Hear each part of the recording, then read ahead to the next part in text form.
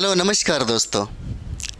जैसा कि आप देख रहे होंगे, ये खबर कुछ ही दिनों से बहुत ही ज़्यादा वायरल है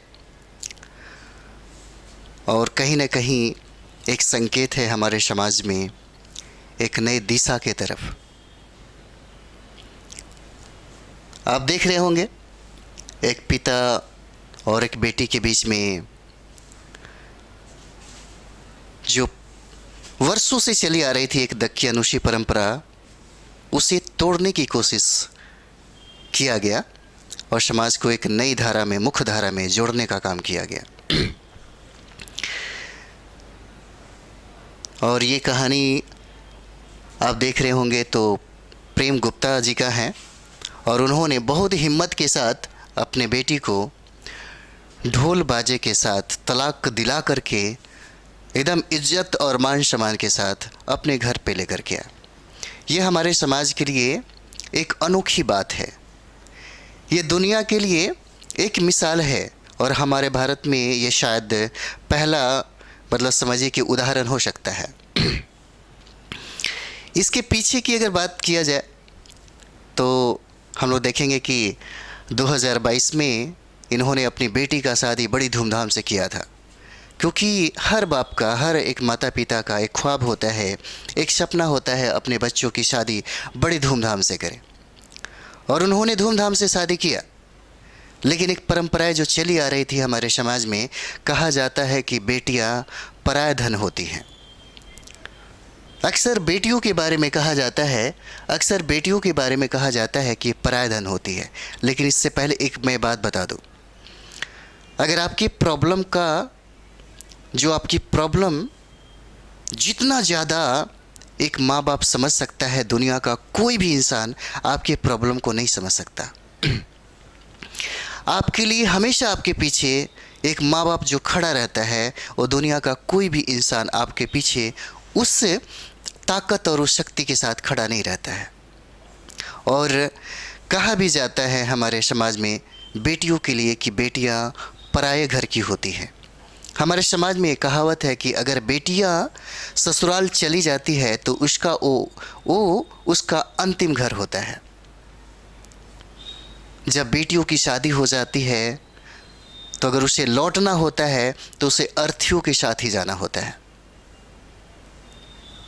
चाहे समस्या कितना क्यों न हो जाए, वो लौट के नहीं आ सकती अपने घर। ये हमारे समाज का एक ताना बना एक संरचना है, कह सकते हैं कि बहुत ही जटिल संरचना हमारे समाज के लोगों ने इसको बना के रखा है।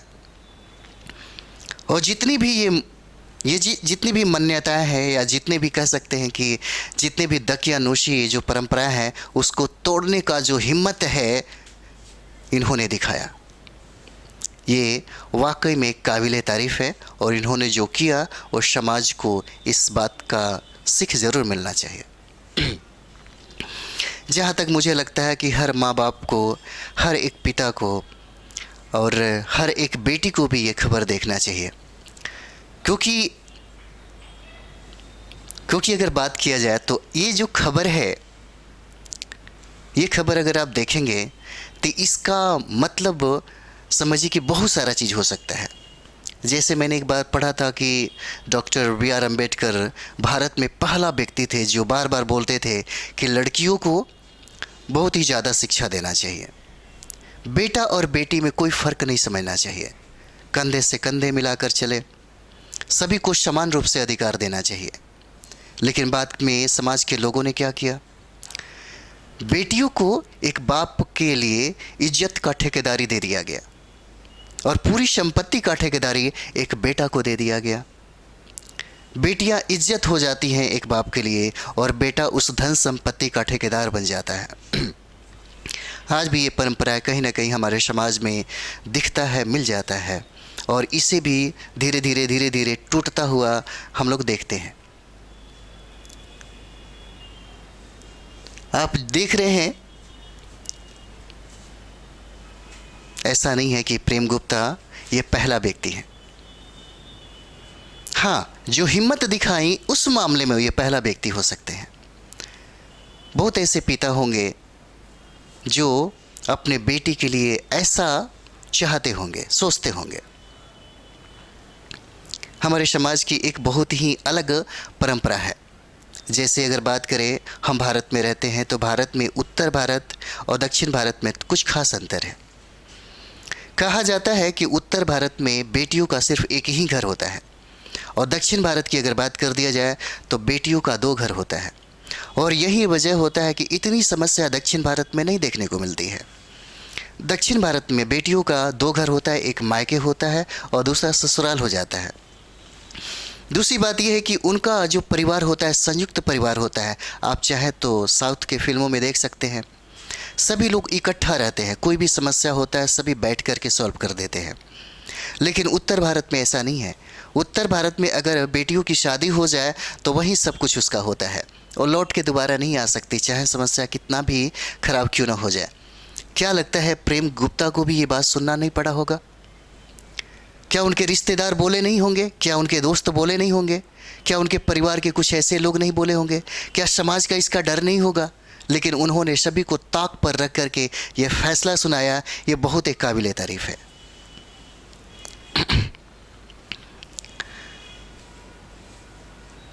ये होता है। और एक बात मैं बता दूं, दुनिया में जितना प्रेम एक बेटी और बाप के बीच में हो सकता है, किसी भी मतलब समाज में ऐसा देखने को नहीं मिलेगा। आप देखते होंगे एक पिता को अपने बेटी से अगाध प्रेम होता है, उसी तरीके से एक माँ को अपने बेटे से बहुत ही ज़्यादा वात्सल्य होता है, बहुत ही ज़्यादा प्रेम होता है। और दुनिया में इस जगह पे अगर उनके पीठ पे उन्होंने ये कहा, इनकी बेटी ने उन्होंने कहा कि मेरे पिता ने जब हमारे दुख में आकर के मेरे पीठ पे हाथ रखा तो मुझे इतना सुकून मिला कि मैं बता नहीं सकती। वो जो हिम्मत था वो दुनिया का कोई भी शख्स दे ही नहीं सकता जो एक माँ बाप देता है। और कहीं ना कहीं एक जो धारा जो हमारे समाज में बदलाव दिख रहा है, ये बदलाव को स्वीकार करना चाहिए। शुरुआत में अगर देखेंगे तो सबसे पहले हम लोग देखेंगे कि महिला सशक्तिकरण जो ये तीसरा जो पड़ाव है, आप देखते हैं महिला सशक्तिकरण का जो तीसरा पड़ाव है ये बहुत ही ज़्यादा क्रांतिकारी है। इसके पहले की अगर बात करेंगे तो एक महिला कल्याण था, फिर महिला विकास हुआ, फिर महिला सशक्तिकरण जो तीसरा पीढ़ी है, यहीं से हम लोग समाज में परिवर्तन बहुत सारा देखते हैं। हालांकि मेट्रो सिटी में बहुत सारा परिवर्तन दिखता है, लेकिन कहीं ना कहीं गांव में, और ये घटना देखिए कहाँ का है, रांची का घटना है, और रांची में ऐसा आपको देखने को मिला। तो चलिए, एक समाज में एक नई दिशा मिल रही है, समाज के लिए एक अलग समझिए कि पहल है और इसे स्वागत करना चाहिए। और अभी भी बहुत सारा बदलाव करने की ज़रूरत है। कहीं ना कहीं इन्होंने, इनके मन में था कि हमारे बेटा और बेटी के बीच में कोई फ़र्क नहीं है, सभी बराबर है। इस चीज़ को उन्होंने उजागर किया और ये हमारे समाज के लिए एक नई दिशा भी दे सकती है। तो चलिए हम लोग अगले ब्रेक में मिलते हैं।